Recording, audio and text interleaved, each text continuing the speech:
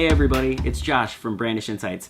Today on Bright Ideas in Branding, we're going to dig into what I think is one of the most baffling news stories I've ever come across, and hopefully it changes the way we think about how we sell to other businesses as a business ourselves. So let's dig into the story here. So the punchline is, B2B buyers are full of emotion, is your branding. And this is by Martha Mathers. She's an analyst over at CEB, now part of Gartner. And they just wrapped up a study with Google and Motista. And what they're finding is that business value is actually a lot less important than personal value when trying to sell to a B2B brand. And so let's unpack that a little bit, because it's a little the implications are just mind-boggling. So first of all, they found that business value is not an effective differentiator. And so their research is saying that if, the perceptions of business value, if they barely differ within a different industry, and only 14% of business decision makers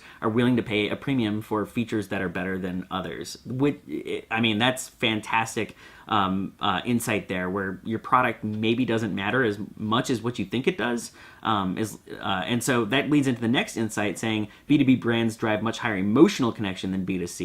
I wonder why that is. I think maybe because, like, at work, you are required to be there, you're forced to be there. Well, not forced, but you need to eat, so in a way you are. So, like, if there's a brand that helps you do your job at work, it's much more impactful or meaningful to you than if you're a consumer, like, whatever, if you don't like it, you just won't buy it. You don't have to use it, that type of stuff. So maybe that's why the emotional connection between businesses to other businesses is even stronger.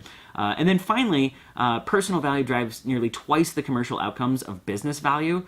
This is nuts, right? So what this is saying is, like, if you have a personal connection, an emotional connection with your buyer, then they're going to be, like, twice as likely to do business or have commercial outcomes with you than if you're just selling on features alone. Now, ultimately, we should know this by now, right? The old saying is, benefits sell and features tell. They've been saying that for years and years and years, well before we were all on the internet doing this. And yet, I can't remember, I guess I can remember the handful of times, like, on one hand, that people were like, this is the way that we're going to sell to them. We're going to make them feel this, this, this, and this.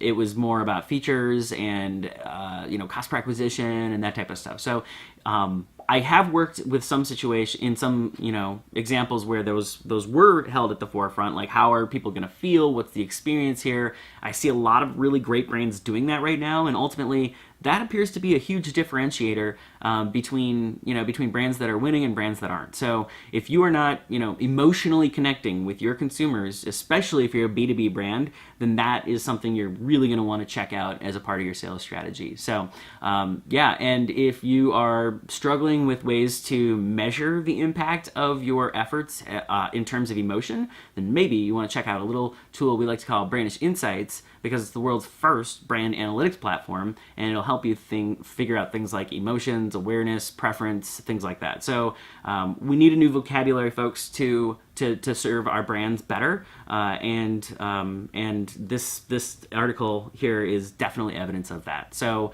until next time, thanks for joining us, and stay brilliant. Thanks for watching this episode of Bright Ideas in Branding. This web series is brought to you by Brandish Insights, the world's first brand analytics platform. Click on the links to visit us, subscribe us, watch more videos, you name it. Until next time, stay brilliant.